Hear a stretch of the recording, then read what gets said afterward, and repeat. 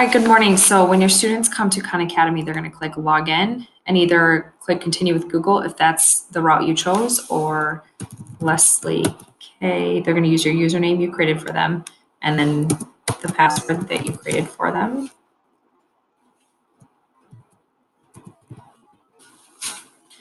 And then they're going to click login. And Leslie K1. There we go. And here's the screens that are going to pop up for them.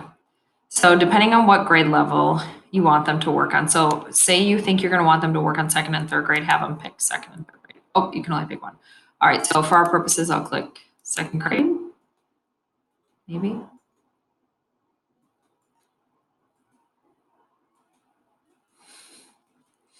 right, I'll click first grade for our purposes. Continue. First grade again, and then saving. And then you're going to need to click this little tiny box right here and click start learning. So here's what's going to automatically populate. So a lot of teachers are working out of Mission, but I have found out that these courses also align with the Mission. So let me just show you what the Mission looks like. If you want to go to the Mission, you go to courses, first grade, and at the top here it says looking for missions, click here. And you'll see right here, it'll pop up a mission warm-up. So this kind of is a adaptive way for them to decide where your student should start.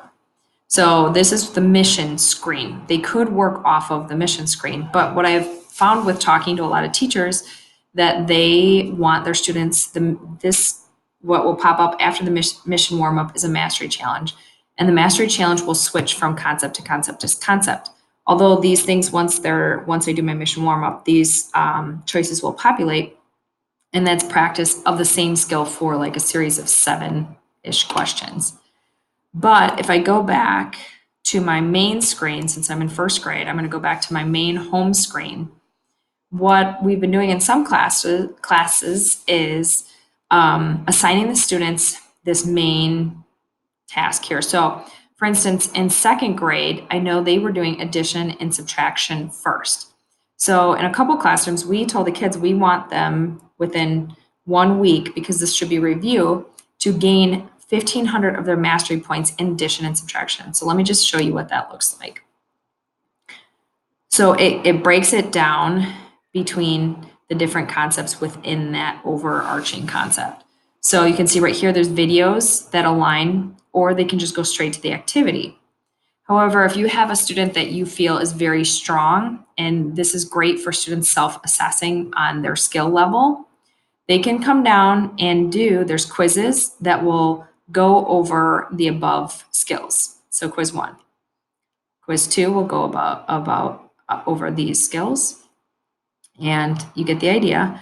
Or you can come all the way down and start the unit test. So I would suggest, if you're just starting your kids in Khan Academy, have them try the unit test and what you've already been working on. So I'm going to start the unit test. And I'm going to pause the video quick while I go through this, and I'll show you once they're done. All right, so you can see down here I've progressed through 11 out of the 13 questions. So after you enter in your question or your answer, you need to click next question. Or if you want to see another example of how they solved it after you're done, there's that, and then there's another video. Go to this next question. Let's say a student entered this wrong. What's really nice is they can't. Okay, so then do you want to watch a video or use a hint? There's always the videos there helping them. And then they can use a hint to get the correct answer, saying that 4 minus 4 is 4. And then check again.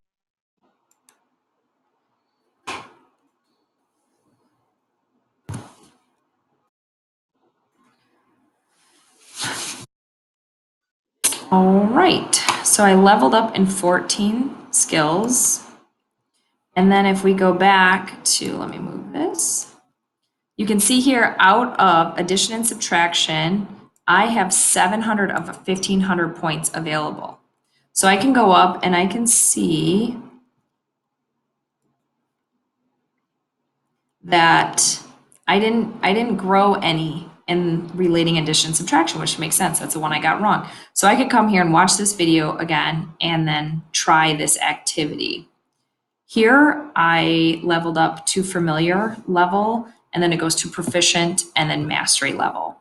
So say the kid just made a mistake, he or she could come back down and just do the unit test again. And they would be different questions, leveling, different DOK levels of questioning. And I've seen where students have done 2 unit tests and then they've passed that unit. So for your students that are very solid in that skill, I would encourage them just to go straight to that.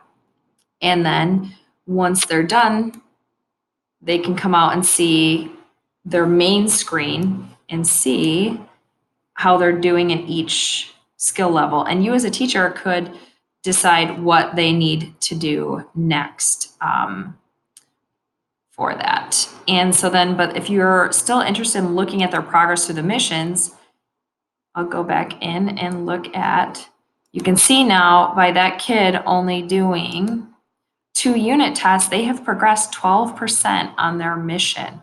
So you can still track it through the mission for your percentiles if you would like as a teacher, but still have your kids working on, if you go back again to that main, second grade. Go to the main screen and have them work off of this main home here.